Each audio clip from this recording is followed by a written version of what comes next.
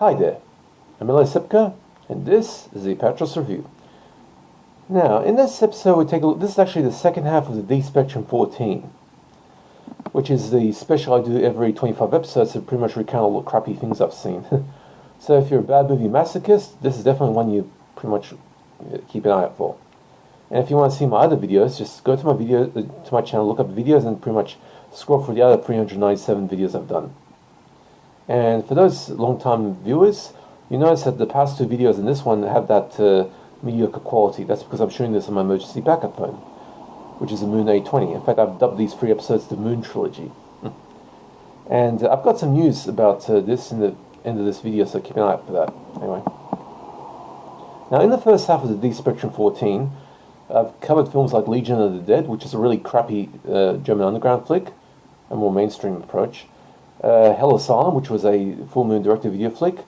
Quest for Hussein, which is a video game.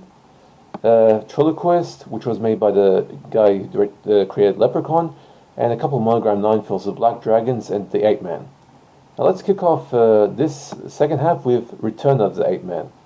Not to be confused with The Ape Man. It's a completely different film. Now, the Return of the Ape Man was directed by Phil Rosen, and this came out in the year 1944. And I should point out that actually this was the second last film on the Monogram 9, technically speaking, but it was delayed and released until after the last film, Voodoo Man, came out. Yeah. I gave this one a D, 2 out of 10. It was bad. Now, regardless of what you think about the rather absurd concept of cryogenics, as to whether it's plausible or not, in actuality, there's never been a successful reanimation of a cryogenically frozen human or animal, despite the industry being in the business for decades now. So I don't think Walt Disney's ever going to be reanimated. Now, but you have to agree that it would not have been possible in the 1940s to properly utilize cryogenics. In this second last entry in the Monogram 9, which was actually delayed in release until the last film of the series, Voodoo Man, was already issued, which causes some confusion amongst fans as to the correct order of the series. And like I said, not to be regarded as a sequel to The Ape Man, as both films have completely different and unrelated plot lines. Now in this one, Bela Lugosi and John Carradine play a pair of well-meaning but completely misguided doctors working in the field of cryogenics, who, after successfully reviving a bomb that they had frozen stiff for a month, decide to revive a thousands of years old icicle of a caveman, only to find the creature running around causing havoc. Just as bad as The Ape Man, although the sight of Lugosi prowling the streets in his best dinner suit and carrying a blowtorch was awesomely funny. I should point out also that Return of the Ape Man tends to have some pretty iffy prints going on YouTube. All of the Monogram 9 films you can find on YouTube. And when I was downloading these ones, there was one that was like a double feature with the Voodoo Man, and there was also like a really bad quality one that was cropped. Now, Life Returns, directed by Eugene Franke and James P. Hogan, 1935. This one I gave a D+, 3 out of 10. It's disappointing.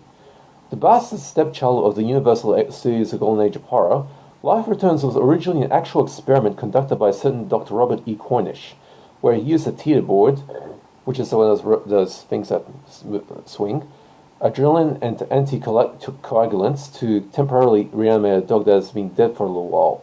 The experiment was recorded for posterity, but what the reality was that the experiment was ultimately a failure, as well as being something of an unethical experiment. The dead dogs that Cornish worked on were put down by himself for the experiment, and once revived, the dogs only lived for about a few hours, spending their entire remaining time in extreme pain. Now, when this experiment was done originally, it was a dead end in terms of trying to reanimate life anyway. Don't expect Herbert West sort of stuff here. Now, a reenactment of the Cornish experiment, or, to be more precise, a fictional film written around the real footage of the Cornish experiment, this film was only part of the Universal Studios' Golden Age of Horror by dying to have been made by Universal, even though they ultimately washed their hands of it.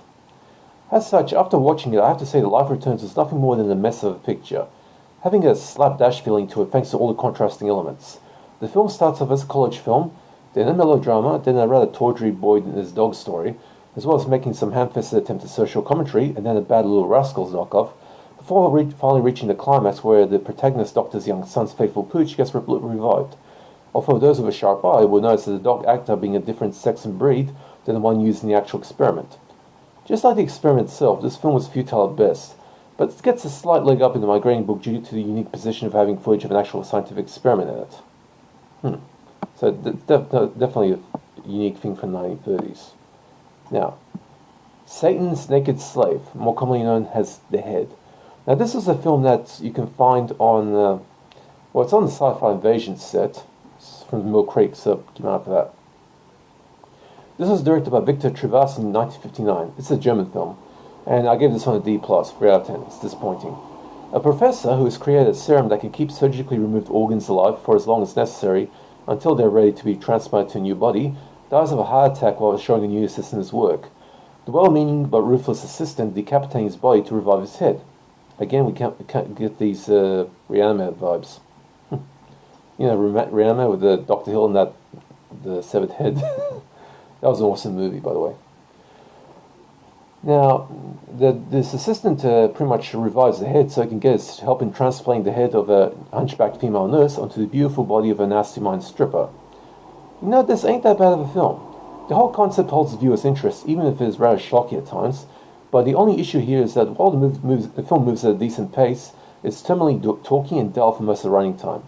Despite the premise, there is almost no gore here, but that's distinctly a German thing, given that the West German government at the time, and even its successor, were and are to this day notorious for censoring films for gore, thus leading to the creation of the German underground in the late 1980s. And yes, I'm a violent shit fan. And the print I reviewed here is missing some nudity. There are no naughty bits in here. Oh, by the way, I actually made my mum sit through Violent Shit 3, The Tree of Doom. She found it interesting, by the way. I've actually made my stepmother sit for all sorts of movies. Anyway. And the print I reviewed here is missing some nudity, like I said. Anyway. So I have to say that this film is a disappointment overall. But although if you're a bad movie masochist like I am, it might have some entertainment value. Just don't expect too much out of it. Battle Beyond the Sun, Francis Ford Coppola, 1962. I give this one a D, 2 out of 10. It's bad. In the year 1997, or at least 1960s Soviet version of it, the world's two main power blocks, the communist South Hemis and the Western libertarian North Hemis, are competing in a race to be the first to reach the planet Mars. When the North Hemis-controlled spacecraft on a secret mission to reach Mars runs into trouble and crashes onto an asteroid that's populated by two aliens of large genitalia, so basically a dick and vag monster, the crew of a South Hemis space station decides to help them out. This Americanized re-edit of the old 1959 Soviet propaganda exercise masquerading as a science fiction space race flick called The Heaven's Call is a very dumb and extremely boring film. I spent 2 whole days trying to watch that bore-fest, and each time I was having trouble focusing my attention on it. It was that boring. But at least the ridiculous space monsters Roger Corman had tasked Francis Ford Coppola with making to give the audience of the day something to wake up to were a wise decision. And because of those two dueling dick and vag monsters, I'll leave this film at a D, 2 out of 10, rung on my grading ladder. Well, that in the presence of the original Soviet space model effects, which were, as usual of the time, way ahead of the B-grade effects in American films at the time. Now, you're probably wondering why this was the case. Why does the Soviet sci-fi films of the 50s have better effects? Well, that's because, unlike in the States, where the major studios left science fiction to the B studios to do, or for the few times where major studios did do a sci-fi flick, the effects in those, such as The Day They Stood Still in War of the Worlds, easily blew away anything the Soviets could put out. In USSR, the Russian Communist Party controlled everything, even the local film industry, which meant that when the Communist Party wanted a sci-fi flick to act as their propaganda exercise of the day, they gave the film studio, in this case Mosfilm, all the resources they needed to make the production work at its best. That's all it is, a matter of applied resources. And if you're wondering what communist cinema looks like, well, just look at all the films that Hollywood's been making in the past decade or so. Now, Cyber Chick, also known as Robo Chick. This was directed by Ed Hansen and Jeffrey Mandel in 1990. I gave this one D-. It's atrocious.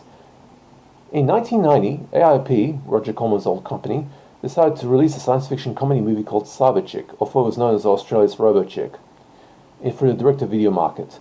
The film was promptly forgotten about and did very little business. And by the way, around 1990, this was when the direct-to-video industry kind of really started taking more significant steps.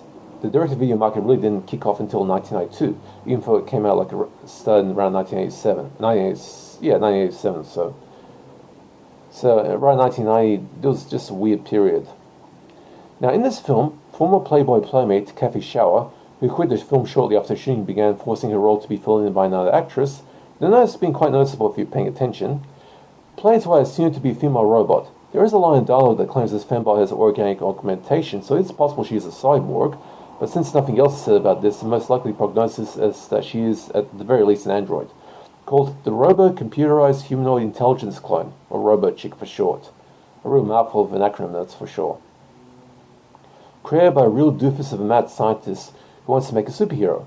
He has kitted her out with a built-in police scanner and laser emitters in her fingers. The scientist sends a somewhat clueless female creation out to fight crime. At the same time, a geekish taxidermist with an interest in building nuclear bombs contacts a local news station, telling them to grant him his demands. Money, girls, and a chance to disappear. Otherwise, he'll let the bombs detonate. And he knows how to defuse the bombs, because he had them all on alternating radio currents or something like that.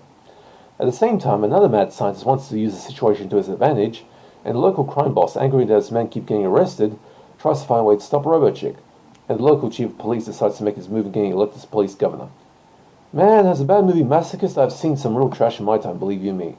But this 1990 direct-to-video turkey, made at a time when direct-to-video movies were missing 4 of the 6 cans of beer needed to make a mental six-pack, because very few people at the time took direct-to-video films seriously at all, was ridiculously atrocious and real contender for being the worst synthetic I've ever seen.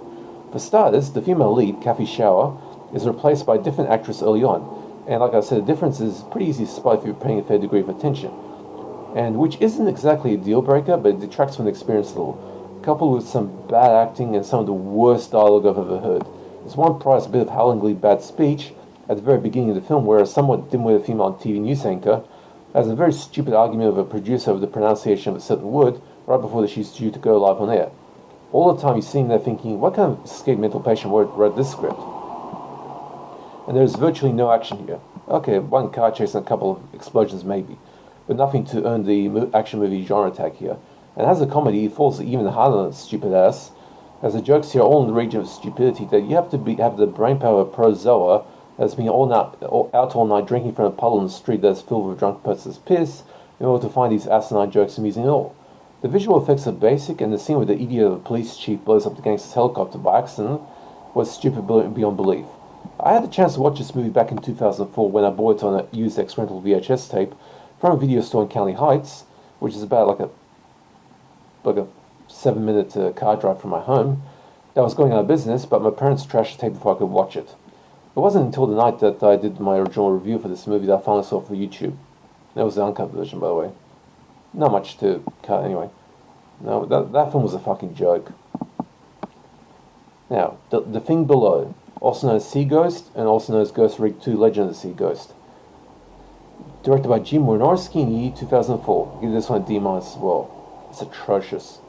One of the many cheap, dumber-than-a-box of rocks B-films made by Jim Wynorski during the 2000s, this tale of a team of mercenaries with superfluous backstories fighting against a seriously ancient alien creature that has the psychic ability to project holographic hallucinations or whatever is going on in the minds of its victims. All this happening on an oil rig that's going to be bombed back to the Stone Age by the US Navy is one of the worst monster flicks I've ever seen. The CGI in this film is infamous for being utterly atrocious, and the story is a bad joke. And of course, Jim Wynorski films during the 2000s were pretty bad. Okay. And by the way, the Thing Below in Australia was released as Sea Ghost through a cheap DVD from Flashback Entertainment. In Britain, it's known as Ghost Rig 2, The Legend of Sea Ghost, because in Britain during the 2000s, British distributors of DVDs kind of changed the titles around to make them look like sequels to each other. As for the original Ghost Rig, it's actually called Devil's Tattoo, and I'll review that sometime in the future. That's actually not a bad movie. It's an oil rig film, but it has a supernatural element to it. Okay, last film to count here is The Seven Men of Sumeru. That's actually the title if you translate from German. Also known as The Girl from Rio, also Future Women, also Mothers of America. This was a Jess Franco flick. Came out in 1969. I give this one a D. It's bad.